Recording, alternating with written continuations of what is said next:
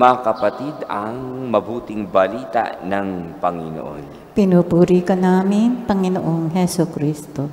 Magsiupo po tayong lahat. Dito nga kaya nagmula ang kasabihang ang utos ng hari ay hindi mababali. Nasa isang hiling ng dalagang sumayaw sa selebrasyon na iyon ay hindi na niya mabali o hindi na niya mabawi ang kanyang mga salita.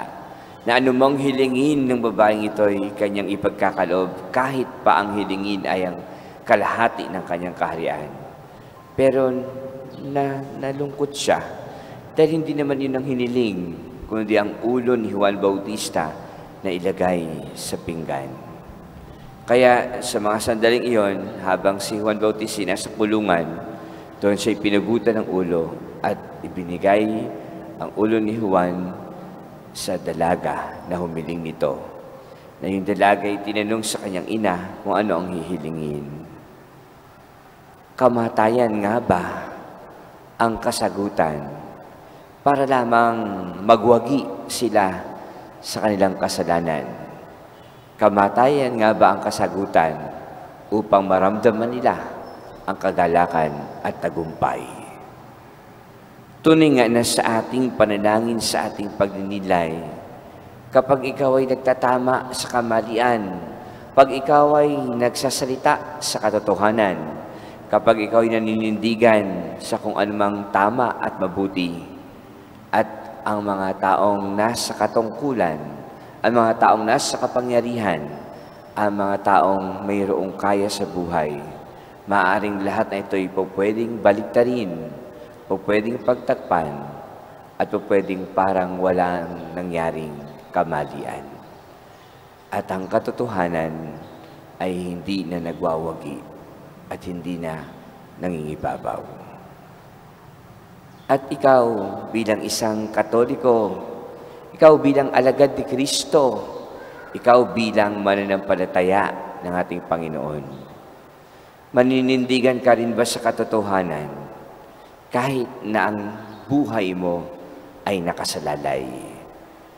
Gagawin mo pa rin ba ang kabutihan kahit na alam mong kung minsan ang katotohanan ay nababaligtad at na hindi nabibigyan ng pagpapahalaga dahil sa kapangyarihan, dahil sa kataasan o sa kayamanan?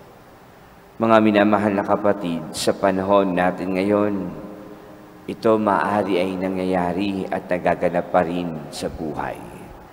Ngunit sa kabila na mayroon tayong takot at pangamba, ngunit kung alam natin ito yung mabuti at ito yung tama, maging katulad pa rin tayo ni Juan Bautista.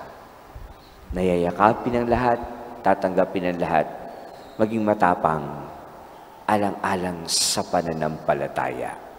Alang-alang sa mabuting gawa, alang-alang sa pagsunod at pakikinig natin sa kanyang salita. Tunay nga na sa ating panalangin sa panalapagdiriwang na ito, ang si Juan Bautista ay nag-alay ng kanyang buhay para panindigan at panghawakan ng katotohanan, ang ipahayag kung ano yung mabuti at kung ano yung tama. Ano yung kanyang sinabing salita na maaaring nagambala yung masamang gawa ni Herodes at Herodias, yung naging asawa niya, yung asawa ng kanyang kapatid, at yun yung kanyang binigyan ng pansin at diin na yun ay hindi tama at sila'y nagambala. At sa palagay ko, ayaw naman nilang gawin ang mga bagay na ito, sapagkat alam nilang si Juan Bautista ay banal at isang matuwid na tao. Pero nagawa pa rin nila ang mga bagay na ito. Panginoon, kami lagi mong gabayan at samahan. Lagi mo kaming bigyan ng liwanag ng isipan at lagi naman kami manindigan sa katotohanan. Pag-adya mo kami sa masamang gawa upang kami maging mabuting halimbawa. At sana sa mga kasamaan at kasalanan sa aming kapaligiran ay ito'y iwasto at itama at dalhin sa kalinisan at sa kabanalan. Ikaw, Panginoon, ang aming maging gabay at mamuhay nawa kami mayroong katapatan at kapakumbabaan. Amen.